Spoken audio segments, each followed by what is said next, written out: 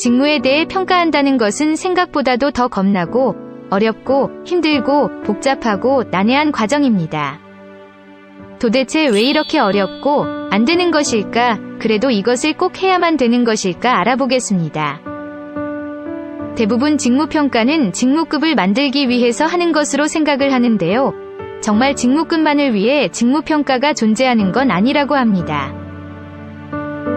직무급 운영 외에도 조직의 의상을 본부로 할지 실이나 팀으로 할지 결정하거나 조직을 분리할지 유지할지 직책을 둬도 좋을지 아니면 하나의 직책만 둬도 괜찮을지 등을 판단하기 위한 근거가 직무평가 결과입니다.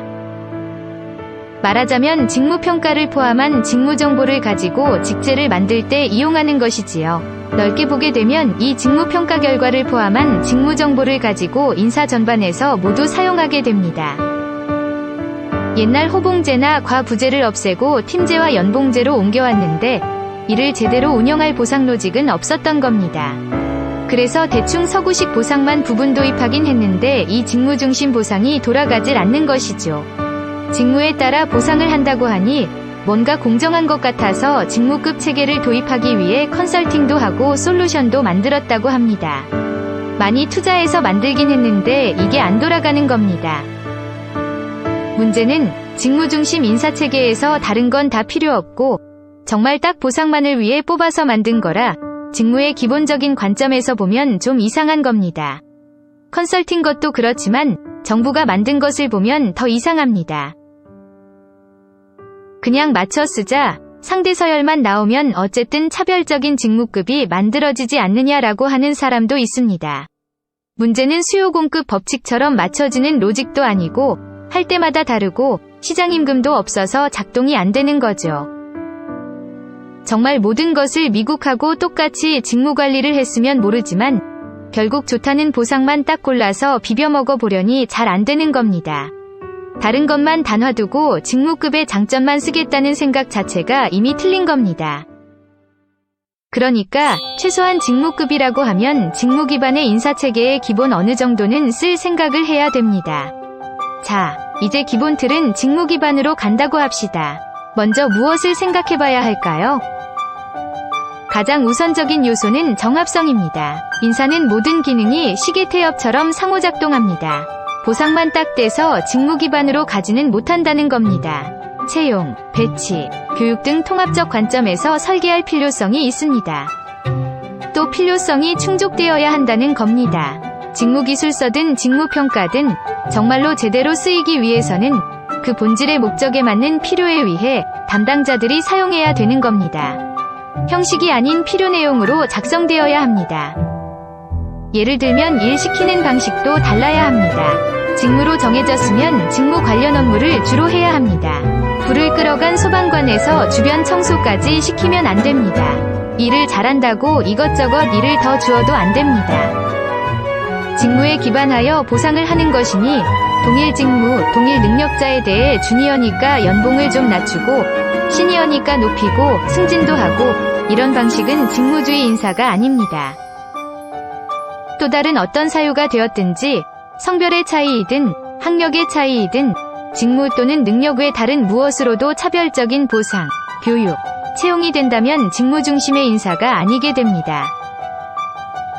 이렇게 직무는 크게 성과 정보와 역량 정보를 포함하고 있고 성과 측면에서는 보상과 성과 관리로 이어지고 역량 정보를 통해서는 교육, 채용, 이동 등에 연계됩니다. 결국 활용을 위해 명확한 정보가 필요하게 되는 것입니다.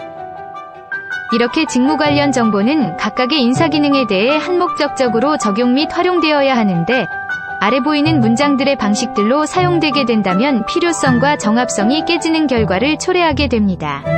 아래 제시문은 모두 X입니다. 자, 이제 직무 중심의 인사를 이해하고 이에 맞춰 하고자 하는 마음이 있다면 어떻게 해나갈 수 있을지 생각해 봅시다. 정합성과 필요성이 충족되는 전제 안에서 우리가 필요로 하는 요건과 요소를 가지고 우리 거라고 할 수 있는 것들을 하나씩 만들어갈 필요가 있습니다.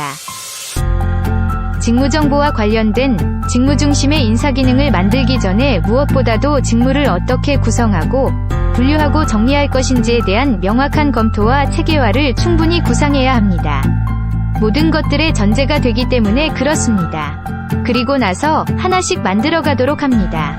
사실 정말 쉽지 않습니다. 직무중심 인사가 이렇게 바꿔야 되는 게 많은 건가라는 생각도 드실 겁니다. 사실 당연합니다. 속인주의 인사에서 그야말로 혁신을 하는 것이니까요.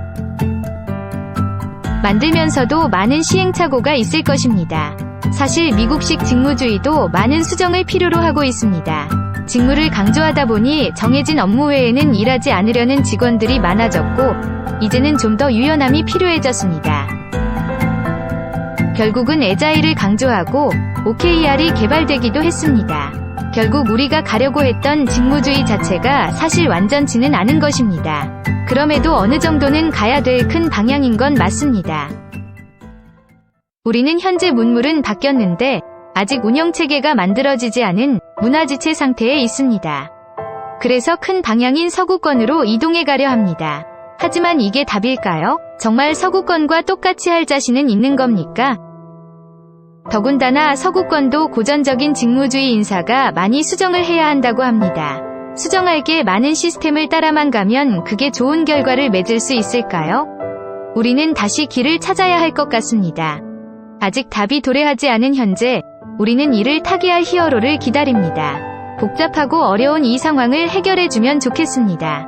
저는 그 단초가 동서양의 통합에 있다고 생각합니다.